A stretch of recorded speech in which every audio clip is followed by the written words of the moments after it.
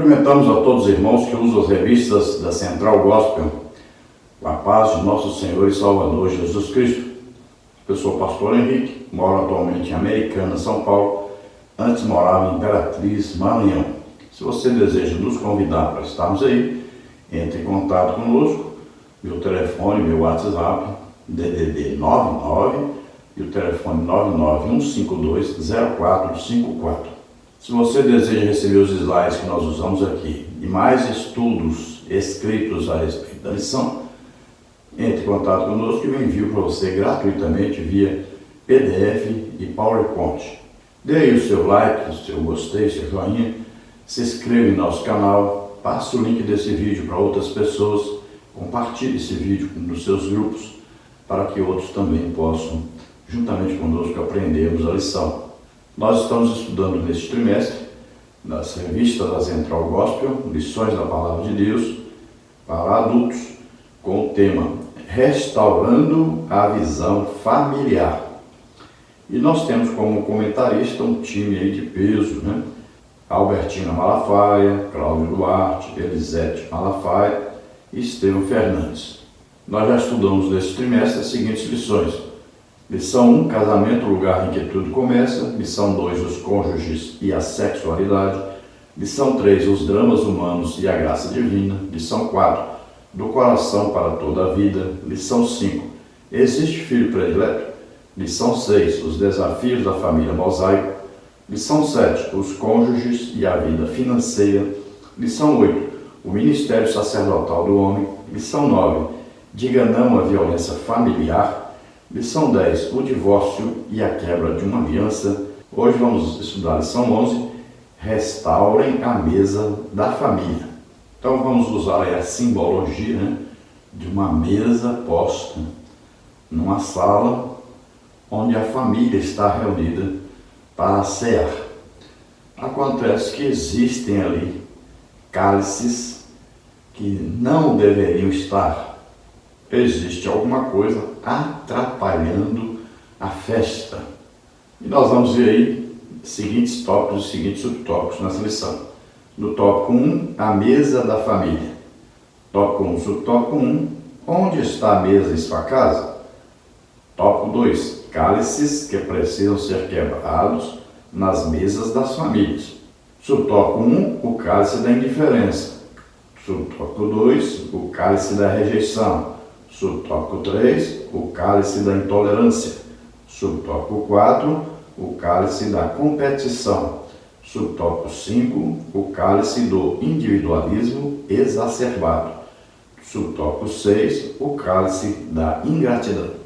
Vamos procurar então passar por todos esses tópicos e subtópicos, estudando essa importantíssima lição para a nossa família, para o crescimento, desenvolvimento, a união da nossa família.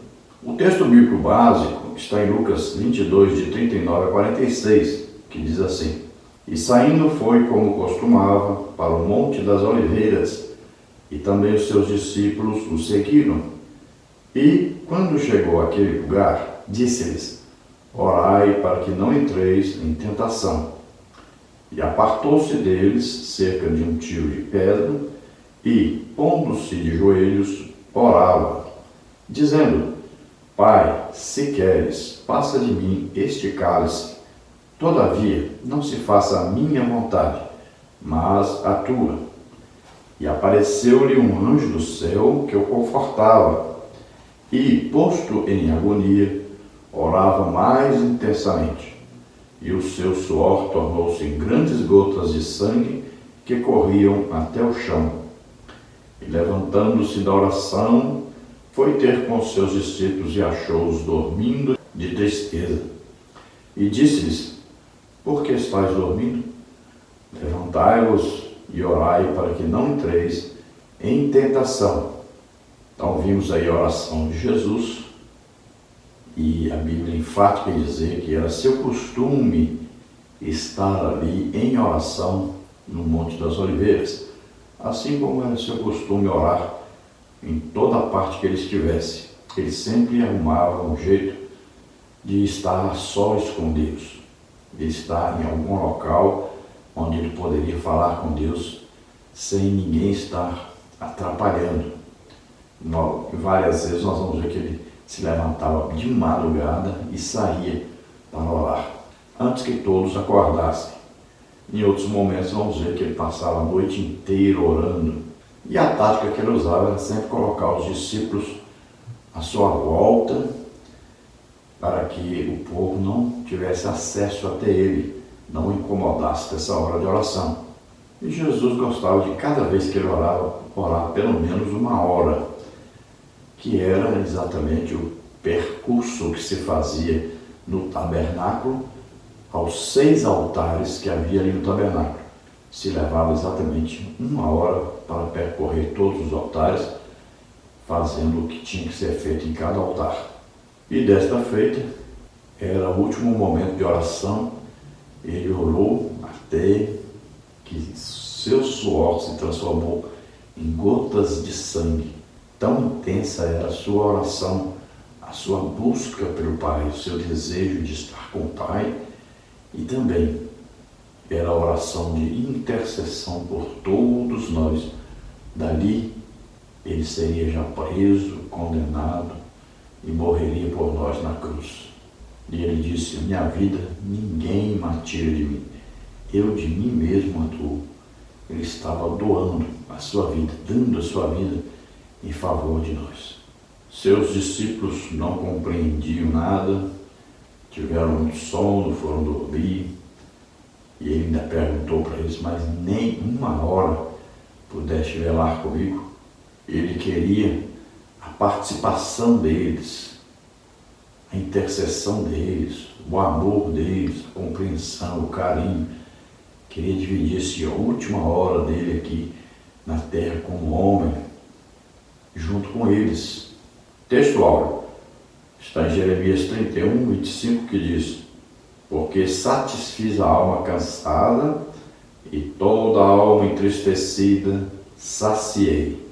Então os cansados e os tristes, são consolados pelo Senhor, são saciados quando buscam ao Senhor, quando buscam a Deus, quando estão clamando a Deus. Deus vem com a solução, vem com a sua presença poderosa, o seu amor.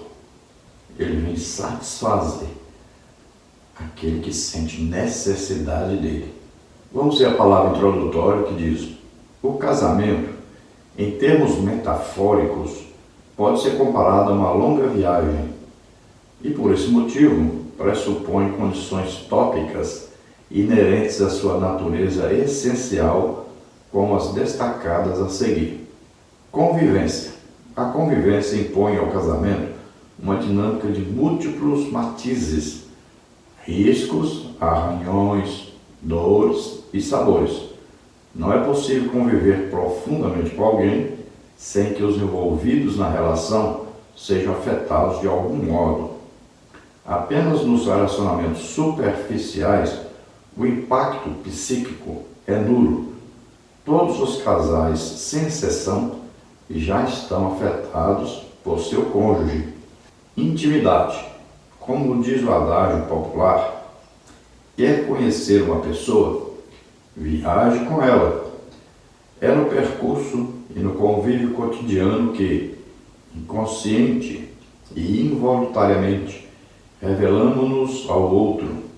É no terreno privado e íntimo que afloram, dentre outros traços de personalidade, tanto a solidariedade quanto o egoísmo, tanto a pacificação quanto a disposição para a contenda. Cumplicidade. O compartilhar de segredos, idiosincrasias e peculiaridades torna-se possível pela cumplicidade que se constrói durante a longa e profunda viagem chamada casamento. Interatividade. Toda viagem pressupõe relacionamentos interativos. Falar e ser ouvido, chorar e oferecer consolo, dar e receber. Além de condições tópicas, o casamento possui insígnias que eu identifico como tal. Nesta lição, discorreremos sobre um dos mais expressivos símbolos do casamento, se não o mais expressivo, a saber, a mesa da família. Então aqui o comentarista compara o casamento como uma longa viagem onde os cônjuges, né, o esposo e a esposa, o homem e a mulher, que se casaram, vão então se conhecerem um ao outro e aí vão notar as diferenças entre eles que antes de casar não eram notadas. Antes de casar, eles procuravam pontos em comum. Após se casarem, vão ver e vão perceber claramente que os dois pensam diferente, que os dois desejam coisas diferentes, que os dois conhecem coisas diferentes, que os dois têm sonhos diferentes, que gostam de comidas diferentes, que gostam de dormir de maneira diferentes. Às vezes um gosta de dormir com a luz apagada, outros gostam de dormir com a luz acesa, um gosta de dormir ouvindo um som da TV ou de fone de ouvido, já o outro não gosta de ouvir nada quando vai dormir. Um gosta de dormir bem vestido, outro gosta de dormir seminu. Então existem muitas diferenças que vão ser percebidas após o casamento, na convivência, também na intimidade, na cumplicidade que vai acontecer e na interatividade. Um vai interagir com o outro, vão conversar, discutir, muitas vezes vão ter que um ceder ao outro. Então, casamento é essa longa viagem onde várias coisas vão acontecer, várias situações vão acontecer e os dois vão passar a se conhecer cada dia mais e devem procurar sempre, através do amor comum, né, e do amor de Deus derramado em seus corações, sempre buscarem maior comunhão, maior intimidade, maior afinidade entre eles. Então, dentro da convivência, existem os ricos, existem os riscos, os arranhões, as dores e os sabores. Né? Alguma coisa diferente que provoca um riscozinho, né? Não é grave, mas algumas coisas vão provocar arranhões que já são coisas mais graves, né? Que vão trazer, se não tomarem cuidado, até rancores, mágoas, ódios. Então tem que se tomar cuidado. Algumas dores vão acontecer, né? E também existem as coisas boas, né? Os sabores. O certo é que não tem como o esposo e a esposa convivendo não terem as suas diferenças, né? Um afetar o outro, sempre. Um vai trazer alguma coisa que vai mudar a rotina do outro. E dentro da intimidade do casal, vamos ver ao longo dos anos que sempre vai ter aí um afloramento de coisas que são íntimas, estão guardadas no fundo do coração e vão ser colocadas para fora. Num momento ou no outro vai acontecer. Então, aí a pessoa vai perceber que o outro não é assim lá, esse príncipe encantado, que a outra não é assim uma princesa encantada, né? Que tem problemas, cada um tem os seus problemas que trouxeram do seu passado, muitas vezes da sua convivência com a sua própria família, ou outros tipos de problemas que trouxeram e que estão aí no íntimo de cada um. Também a personalidade de cada um vai aflorar. Alguns se percebem que são solidários, outros se percebem que são egoístas, às vezes se percebe que a pessoa é sempre pacífica, levando para o lado pacífico, de união, de paz, e existe outra pessoa que às vezes, muitas vezes, caminha sempre para a contenda, para a discussão, né? E dentro do casamento existe a cumplicidade, que é aquilo que um acaba encobrindo do outro por amor. Então, às vezes, aquele defeito, aquela coisa, a outra pessoa já sabe, agora já sabe, já está conhecendo, e vai encobrindo isso, né? Isso vem muito com perdão, Então sempre a pessoa vai perdoando, vai entendendo, né, a razão que a pessoa daquele jeito se comporta daquele jeito e vai se acostumando com aquilo. Então se torna uma cumplicidade. E vem então a interatividade, um interagindo com o outro. Aí existem as tristezas, as alegrias, tem o falar ao ouvido, mas existe também o gritar, existe o chorar, existe o consolar, existe o dar e o receber, existe o abraçar, mas existe também o separar. Então nós vamos ver o que tem no casamento e que deve ser tirado. O que nós temos que fazer para tirar isso do casamento, para não prejudicar o casamento. Tópico 1. A mesa da família. Desde os tempos antigos, a mesa dentro de uma casa tem sido reportada como símbolo da vida em família. Observe o que diz a doutora Sueli Moreira. Comensalidade deriva do latim mensa, que significa conviver à mesa. E isto envolve não somente o padrão alimentar ou o que se come, mas principalmente como se come. A alimentação revela a estrutura da vida cotidiana, do seu núcleo mais íntimo e mais compartilhado. A sociabilidade manifesta-se sempre na comida compartida à mesa. A primeira comunidade que se estabeleceu em torno do alimento pode ter sido a família. É ao redor da mesa que valores éticos e morais são apreendidos pelo indivíduo. É ao redor da mesa que se aprende a conviver de modo sadio, a desenvolver intimidade, a ser cúmplice leal e a interagir afetuosamente com aqueles que nos são caros. Por esse motivo, o maligno, quando quer atingir a família, ataca primeiro a sua mesa. Sempre foi tradição, e uma boa tradição, a família se reunir para comer. E na hora da refeição, então, o relacionamento entre eles vai ser claramente identificado. Então, por exemplo, se você reúne a família, você faz uma oração, né? Você pode até cantar um hino, ler uma parte da palavra de Deus e você deve se reunir com a família conversando sobre coisas alegres, felizes, né? Coisas boas que vão trazer união ao ambiente, trazer paz àquele ambiente. Agora pode ver que quando a família é desestruturada, não existe nada disso. Muitas vezes a hora da refeição é hora de brigas, discussões.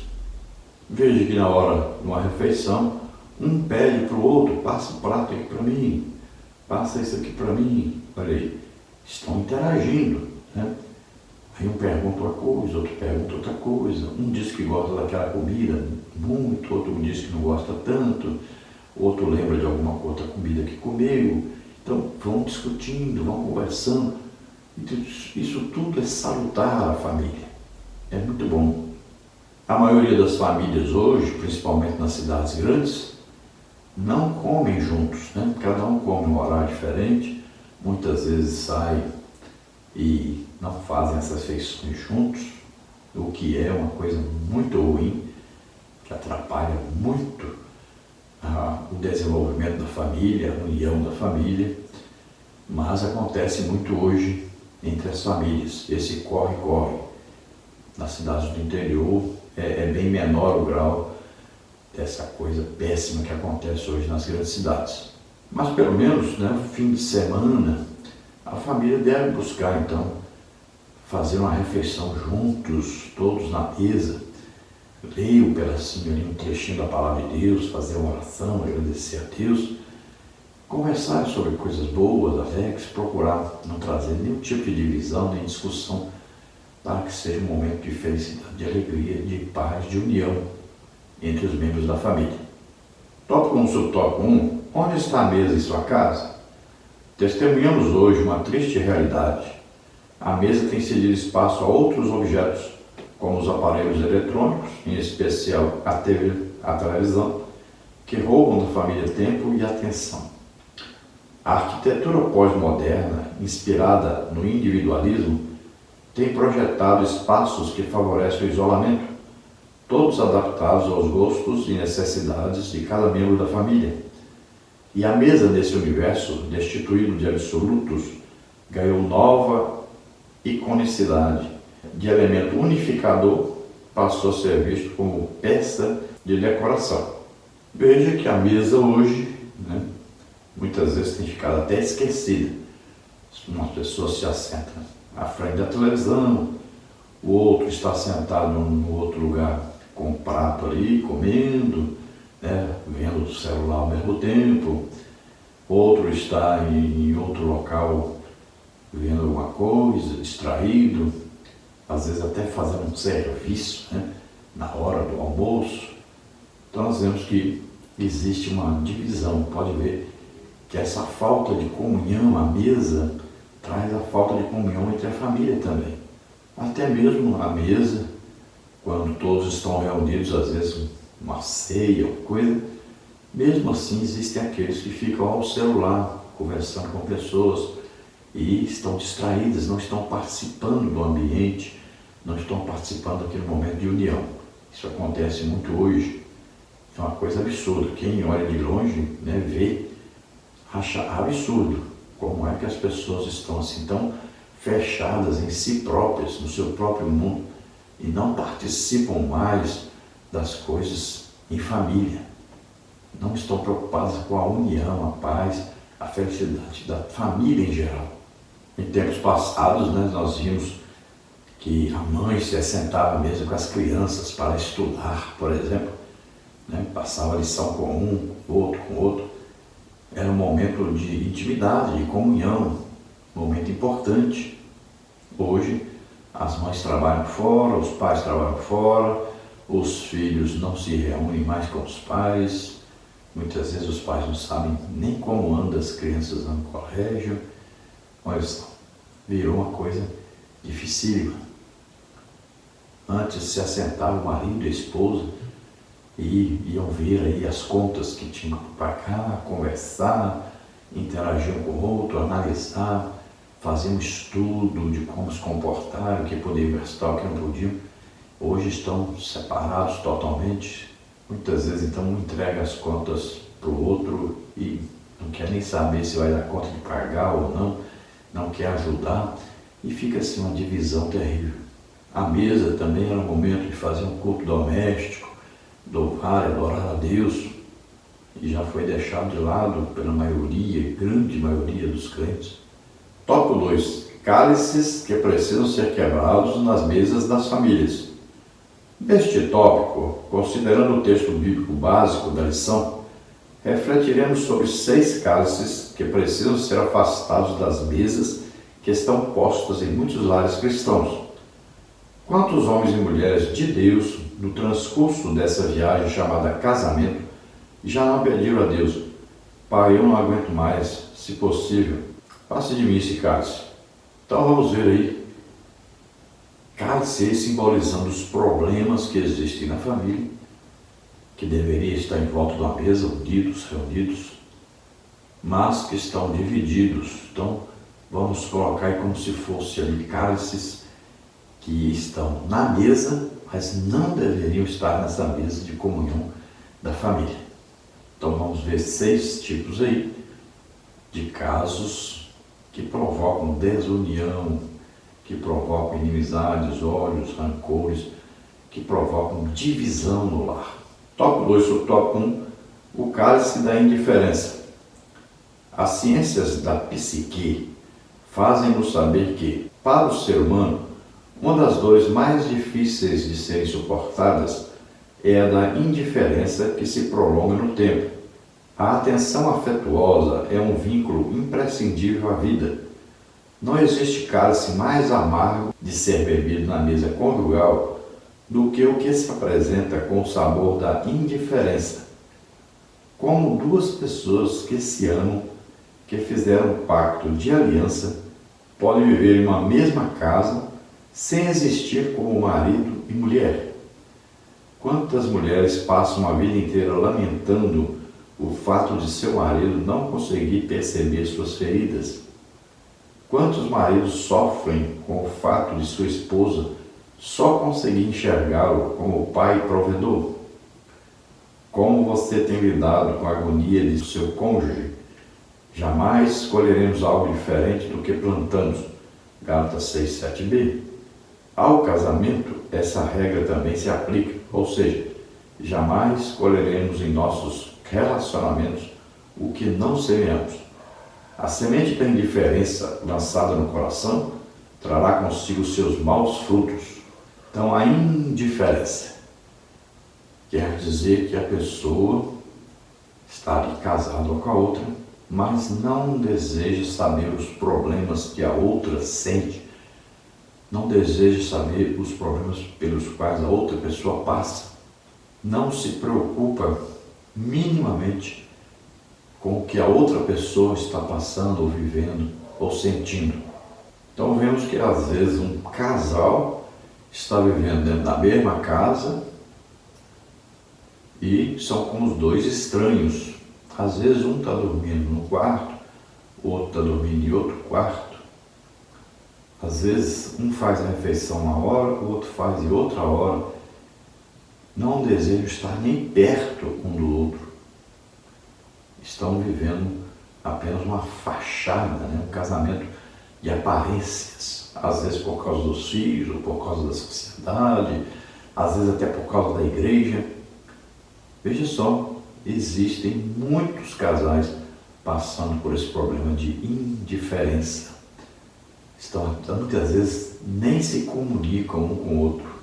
Às vezes a esposa enxerga o esposo apenas como o provedor. Então passa para ele as contas para ele pagar. Nem pergunta nada, não quer saber, não quer conversar, não tem o mínimo interesse em como é que está a situação do outro. E veja que uma das coisas mais importantes que existe no casamento é o diálogo. Sempre deve haver o diálogo. Sempre um deve saber o problema pelo qual o outro está passando. Sempre devem procurar solução juntos, um ajudando o outro, um orando pelo outro. Sempre deve ter isso entre o casal.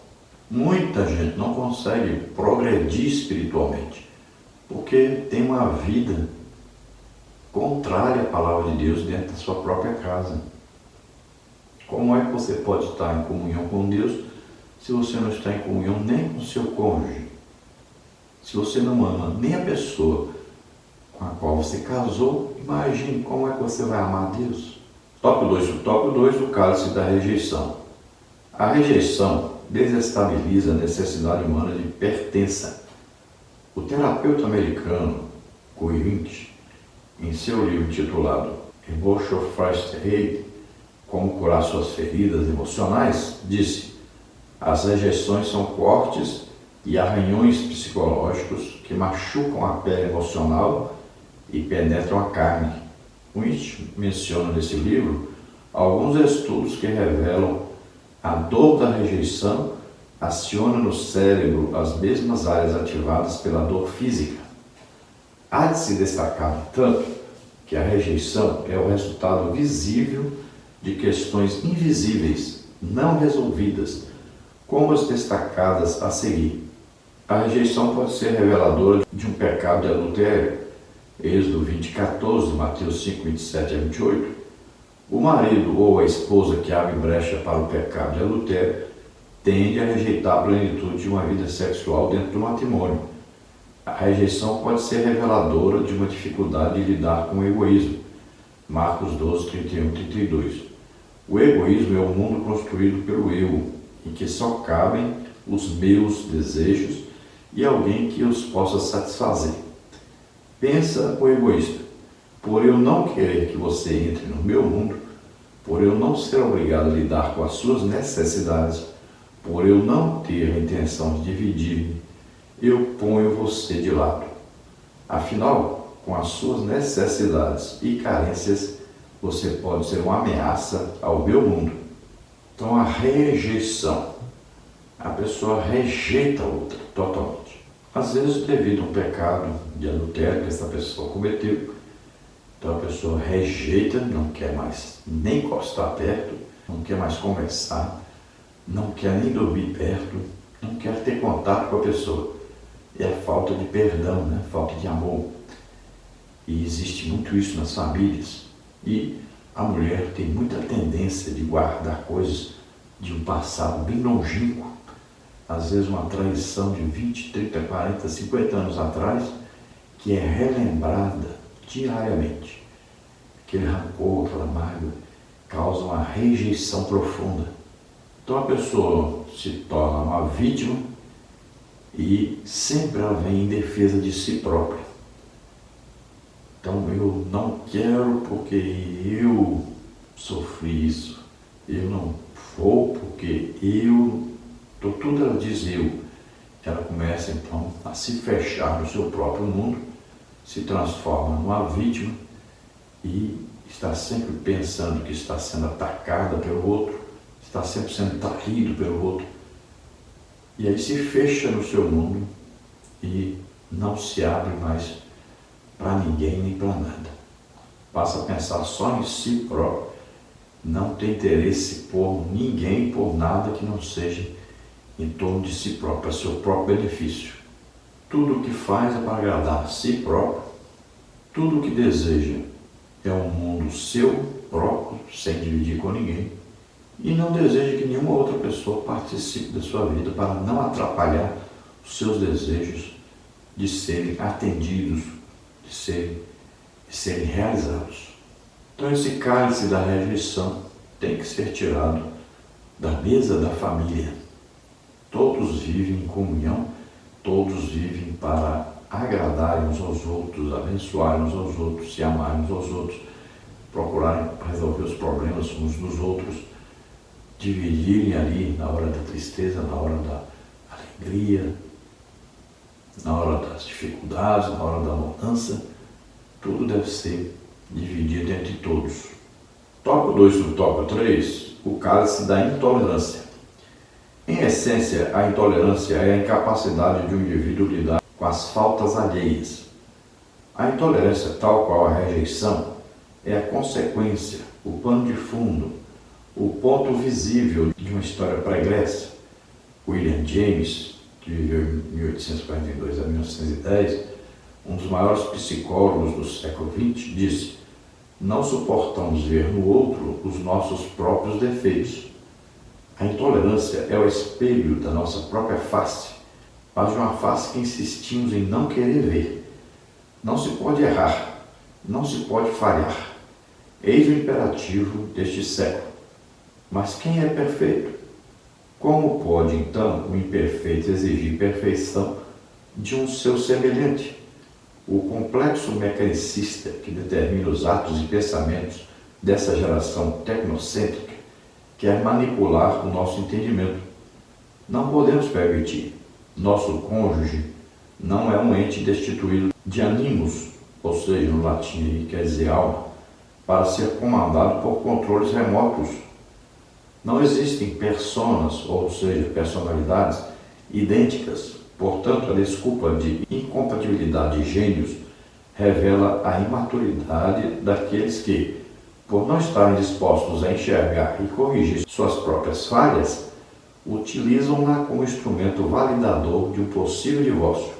Então aí vem a intolerância. A pessoa não tolera os defeitos que a outra pessoa tem. E que muitas vezes são defeitos que ele próprio tem.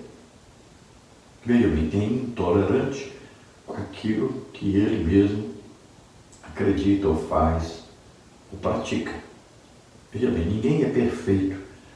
Ninguém consegue ser 100% perfeito. Todos temos defeitos. Então, o intolerante é aquele que não tolera o defeito do outro por achar que ele é perfeito, na verdade. Então, todos temos que nos analisarmos, principalmente diante de Deus. Nós devemos fazer uma autoanálise e nós vamos ver quão imperfeitos nós somos. Por isso que a oração é muito importante. Quando você vai a um local, um quarto, fecha a porta fica só você e Deus. Então você conversa com Deus e você percebe a santidade de Deus, a perfeição de Deus, e você começa a enxergar em si próprio os seus defeitos, sua falta de santidade. E aí você chora, pede perdão a Deus, e você vai agora procurar corrigir essas coisas que você vai enxergando. Isso é muito importante. E aí nós vamos aprendendo a tolerar os outros, porque nós também somos imperfeitos, nós também precisamos de tolerância. Então muitas vezes nós enxergamos nas pessoas aquilo que nós insistimos que nós não temos, mas sabemos que nós temos. Às vezes uma luta que nós lutamos contra nós mesmos, nós vemos em outra pessoa aquilo e nós queremos então impedir que aquela pessoa tenha contato conosco.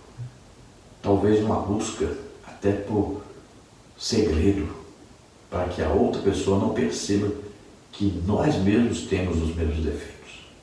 Então nós temos que entender o nosso cônjuge, que ele não é movido por um controle remoto, onde a gente pode falar assim, faz assim, isso aqui não, liga. Não, é uma pessoa que pensa, que tem desejos, que tem inteligência, que pode ir, pode vir, tem toda a liberdade. Nós não podemos controlar a outra pessoa. Essa intolerância muitas vezes leva à separação do casal, porque a pessoa diz que não tem compatibilidade de gênios entre os dois, porque ele quer que a outra pessoa seja igual a ele. Mas não tem como ser. E não tem jeito de ter um casal onde os dois pensam do mesmo jeito, gostam das mesmas coisas. Não vai dar certo isso.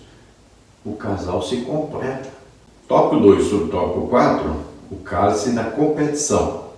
Nada justifica a competição dentro de um relacionamento conjugal. Afinal, homem e mulher não se tornam uma só carne quando decidem se casar? Gênesis 2, 24. Qual a razão, portanto, de competir consigo mesmo? Um dos sinais que melhor revela as nuances de competitividade em um relacionamento é o excesso de uso dos pronomes eu e meu e a escassez de uso dos pronomes nós e nosso. Quantas vezes já não dissemos meu dinheiro, meu ministério, meu trabalho, minha vida, meu esforço, minha inteligência? Reflitamos, pois, com que frequência o nós tem determinado nossos atos e palavras? Quanto do eu tem dominado nossos pensamentos e ações? Então veja, competição. Um querendo ser maior do que o outro, um querendo ser melhor do que o outro, um querendo ser mais inteligente que o outro, um querendo atribuir o sucesso a si próprio, sendo que o outro é desprezado, um sempre querendo que o dinheiro seja só dele, não é para os dois, um sempre reconhece o seu próprio esforço e não do outro.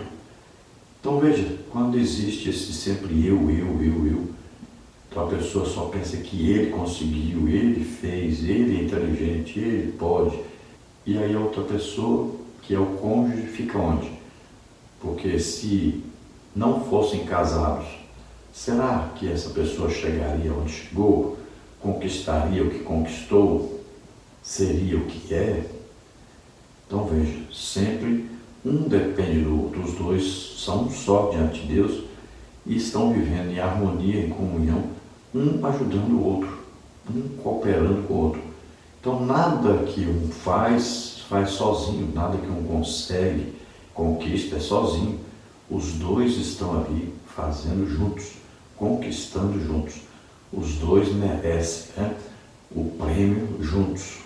Tópico 2, subtópico 5, o cálice do individualismo exacerbado.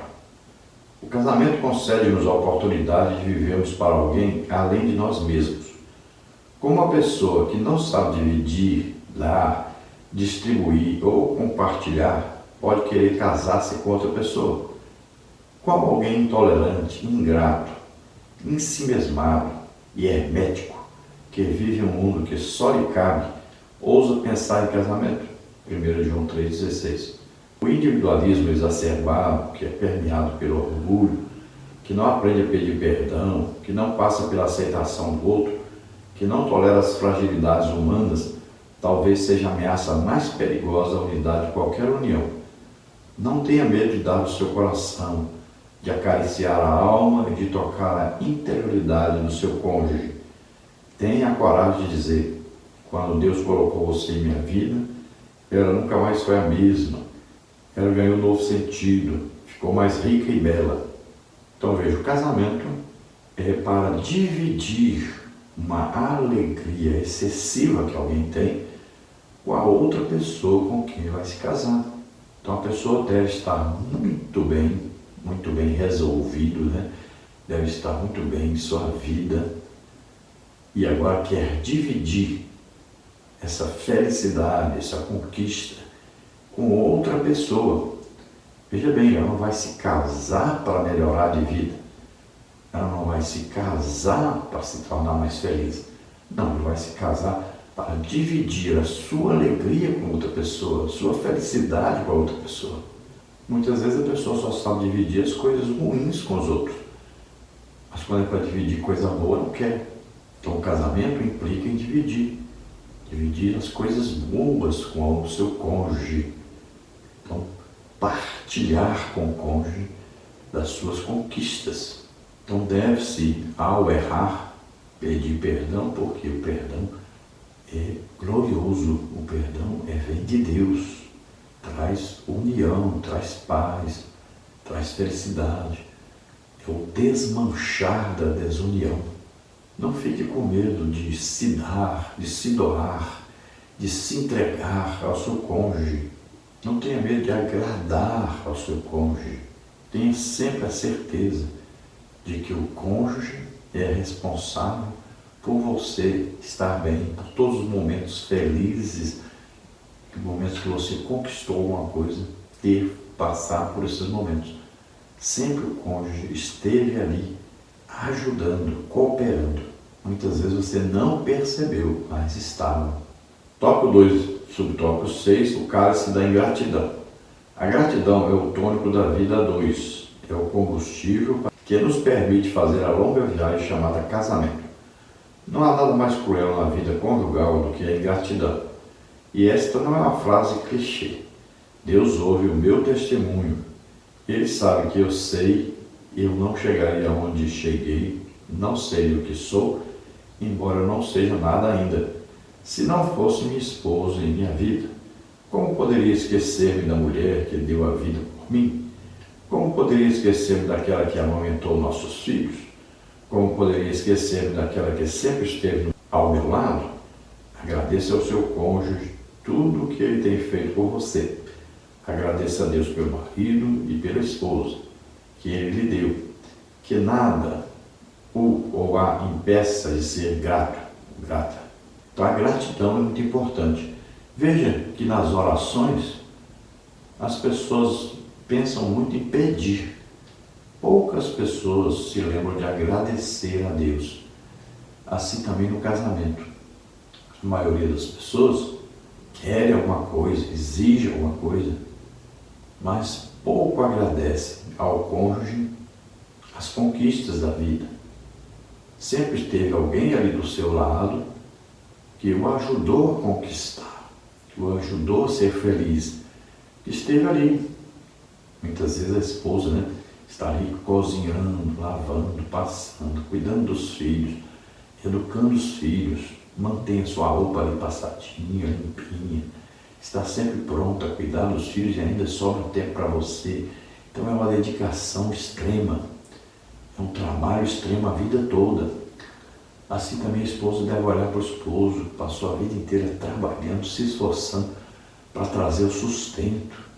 E apesar das preocupações constantes, com o emprego, com o salário, também esteve ali presente, sempre esteve ali trazendo o carinho, o amor, a união, trazendo ali as responsabilidades de cada um, esteve ali orientando, muitas vezes trazendo a correção, a disciplina necessária no lar.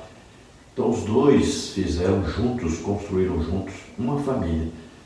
E sempre a família depende dos dois, dessa união entre os dois e o reconhecimento dos dois pelo que cada um faz pela família. Conclusão. Lembremos-nos de que ninguém pode suprir todas as nossas expectativas e necessidades. Somente uma pessoa é capaz disso, Deus. E Ele, em sua infinita sabedoria, reservou essa bendita experiência para o céu. Portanto, enquanto fazemos com o nosso cônjuge a viagem rumo ao lar celestial, coloquemos em prática as instruções de nosso Mestre e Senhor. Como vós quereis que os homens vos façam, da mesma maneira, fazei-lhes vós também. Lucas 6,31. Este é o princípio norteador de uma existência plenamente feliz. Então veja que ninguém pode ser 100% aquilo que nós queremos que as pessoas sejam e que, na verdade, nós também precisamos ser. Só existe Deus que é perfeito em tudo. Então, nós devemos nos lembrar que o nosso cônjuge sempre esteve conosco, ao nosso lado, batalhou junto conosco. Então a Bíblia diz, olha, faça aos outros aquilo que você quer que façam com você. Então essa é uma regra, né? Jesus diz, ame aos outros como você ama a si mesmo. Você ama a si mesmo? Você quer ver você feliz? Quer ver você sempre conquistando os seus sonhos? Então, trate a outra pessoa do mesmo jeito que você trata você, com amor, com compreensão. Quanto perdão você mesmo tem que dar para você mesmo, né? Então, perdoe o outro como você perdoa você mesmo. Trate o outro como você gostaria de ser tratado também. Vamos orar agora. Se você crê que Jesus Cristo, o Filho de Deus, veio ao mundo, nasceu aqui como homem, viveu aqui como homem, e Ele pegou sobre Ele os nossos pecados, doenças, enfermidades, maldições, tudo que nos era contrário, Ele pegou sobre Ele, e Ele morreu na cruz em nosso lugar. Nós merecíamos morrer ali, nós pecamos. O juízo de Deus era para nós, mas Jesus pegou o nosso pecado, pegou tudo de ruim que estava sobre nós, Ele pegou sobre Ele, e Ele assumiu o nosso lugar ali na cruz. Ele morreu ali em nosso lugar, levando tudo que era ruim que estava em nós. Veja só, Ele deu a vida por nós, Ele morreu a nossa morte, mas Ele venceu a morte, Ele ressuscitou. Você crê nisso? Você recebe a salvação agora, você recebe o Espírito Santo agora, porque Deus ama todos nós. Ele enviou o seu Filho para dar vida por nós, porque Ele nos ama. Se você crê nisso, você é salvo agora, você é perdoado agora. Se você está doente ou está enfermo, vamos orar e você recebe a cura agora, porque Deus só quer o nosso bem. Deus nunca desejou que você estivesse doente. Deus nunca desejou que você estivesse numa situação financeira ruim, numa vida de casal ruim. Não. Deus sempre quer o nosso bem. Vamos orar agora e você recebe a bênção do Senhor. Pai, em nome de Jesus, te apresentamos essas vidas que agora estão se arrependendo, pedindo perdão a Ti, estão entregando suas vidas a Ti agora. Eles creem no Teu Filho Jesus como único Salvador e Senhor. Toca neles, Senhor, dá-lhes o Espírito Santo agora, perdoa todos os seus pecados. Pai, em nome de Jesus, aqueles que estão passando por problemas conjugais, ó Senhor, toca neles, ajuda-os a ter mais paciência, mais amor, mais perdão, que esperem mais, que confiem em Ti, que o Senhor vai trazer solução. Ah, graças a cruz, temeu força, mas vem, Senhor, com a Tua graça, com a Tua maravilhosa graça, com o Teu amor, com a Tua misericórdia. Toca nessas vidas, sara, Senhor, agora as feridas, feridas da alma, feridas físicas, feridas emocionais, feridas espirituais, em nome de Jesus. Toca, Senhor, cura toda enfermidade, toda doença. Solta, em nome de Jesus. Toca, Senhor Deus, e cura totalmente em nome de Jesus. Amém? Glória a Deus, aleluia. Não se esqueça, dê um like, se inscreva no nosso canal. Se você deseja nos ajudar, aí estão as contas da Caixa Econômica, do Bradesco, Banco Brasil, o nome da minha esposa é Edna Maria Cruz Silva, está aí o Pix aí. O meu Pix, meu CPF está aí, 331-957-81620. Eu não dirijo igreja e também não sou aposentado. Então eu preciso da ajuda dos irmãos. Envie qualquer quantia estará nos ajudando e Deus com certeza vai abençoar você e sua família. Esperamos ter ajudado a todos. A paz do Senhor. Deus abençoe.